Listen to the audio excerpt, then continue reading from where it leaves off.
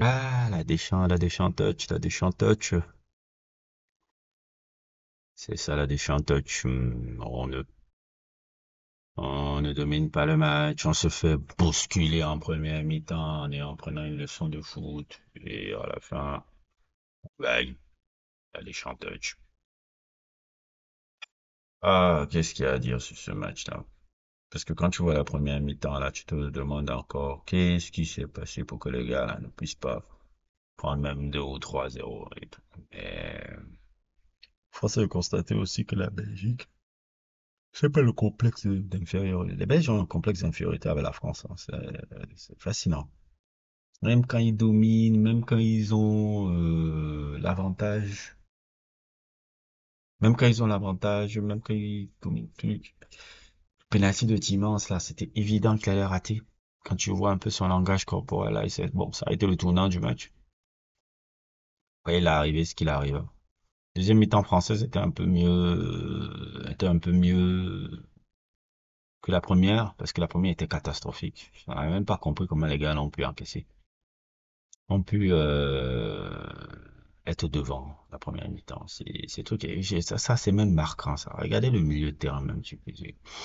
Dans quel pays encore en 2024 tu peux voir un milieu de terrain où tu vois Guendouzi,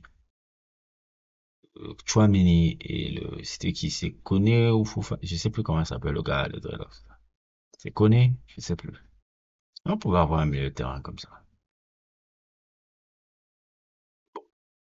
Donc c'était un peu ça, c'était poursuivre. Et puis ce personnage de Randall Colomwani qui a décidé d'être le nouveau Giro.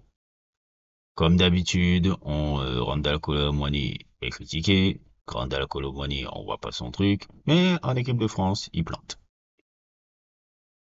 En tout cas, il plante. Ça me rappelle Giroud, ça. Giroud, c'était exactement pareil.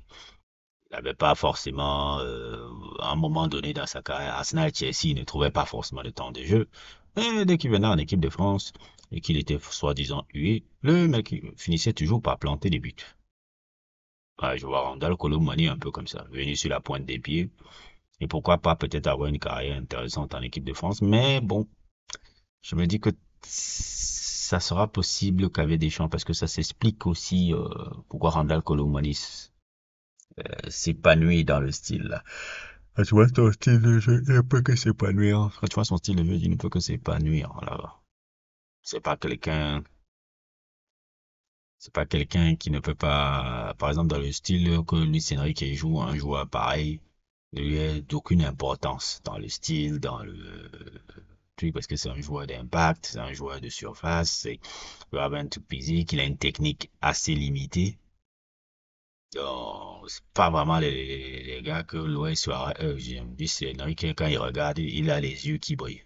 Par contre, pour un Deschamps, ça, c'est totalement dans sa gamme. Grand, costaud, travailleur, percutant et toujours bien placé dans la surface. Ah, ça, il adore ça. Bon, c'est pour ça que, en tant qu'avant-centre, il fait des choses que Marcus Thuram n'arrive pas à faire. En tout cas, dans le style de l'équipe de France, il est à l'aise. Il est à l'aise.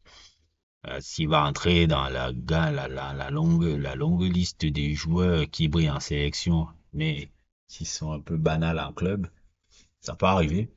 Je vais parler de l'exemple Podolski. Il y a plein d'exemples dans l'histoire du foot où tu vois des gars qui, en club, bon, c'était pas rouge, mais en sélection, c'est autre chose parce que le contexte de la sélection les souris. En tout cas, tant que Deschamps est là, Randall Colomani sera sélectionné et Randall Colomani sera plus ou moins toujours titulaire dans cette équipe. Parce que on peut pas les dire, les faits sont là, chaque fois qu'il joue, que ça plaise ou pas, que ça, c'est pas sexy, mais oui, c'était comme ça, Giroud aussi. C'était pas sexy, mais ça plantait.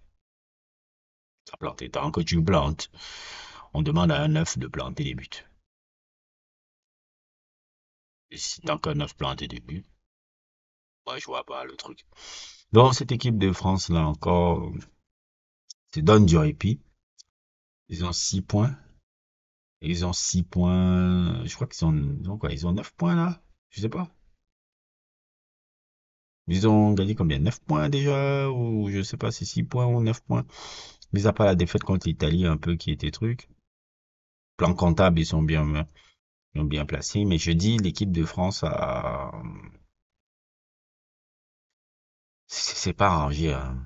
Avec l'affaire Mbappé qui est sortie là, qui va faire que dans le prochain rassemblement, ça va être un peu compliqué pour lui.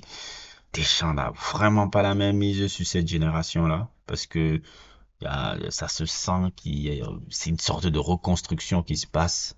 N'a pas vraiment la même mise. C'est pour ça que j'ai toujours l'impression que Pogba est important dans l'arrivée de Pogba va beaucoup aider Deschamps à avoir un peu un lien avec ce vestiaire-là qui n'est pas vraiment acquis totalement à sa cause.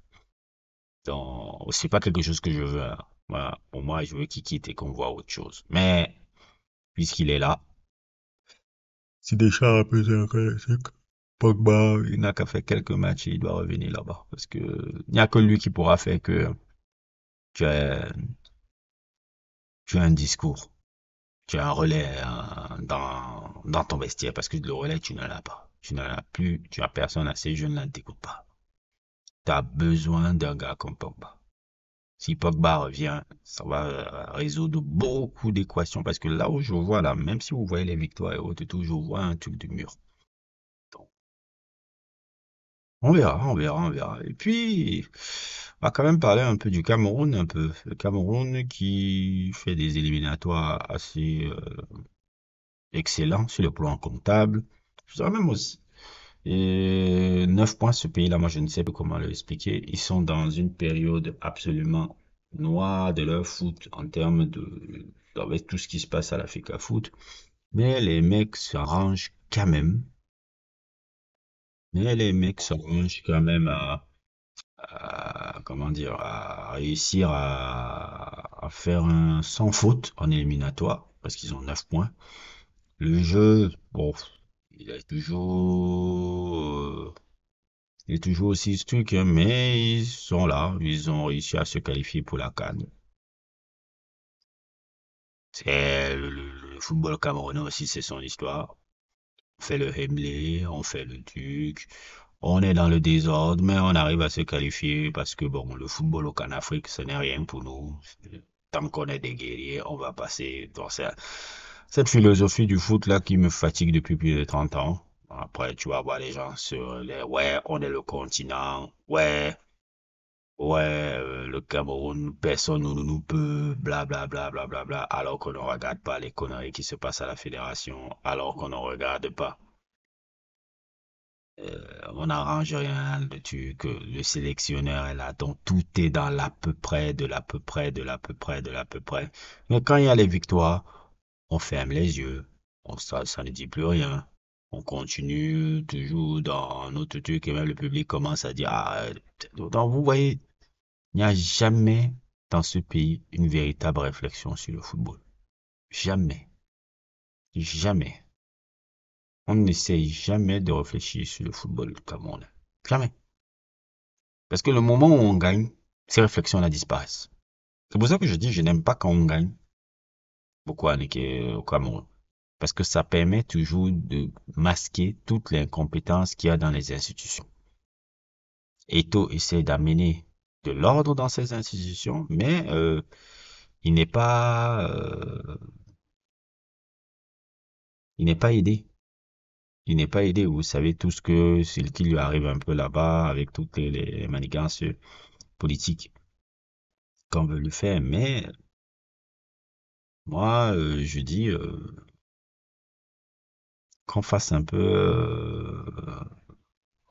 Faudrait que le public camerounais arrête de regarder juste le court terme et tout. Donc on arrête un peu de regarder le court terme. Donc on arrête de regarder ça. Là, oui, ok, on a 9 points. Je vois les mecs qui sont dans les réseaux sociaux. Ouais, on est le Cameroun, nanani, nanana. J'ai dit que, gars, est-ce que ça a arrangé les problèmes, les véritables problèmes? Oui, c'est cool qu'on soit qualifié, mais est-ce que ça arrange les véritables problèmes?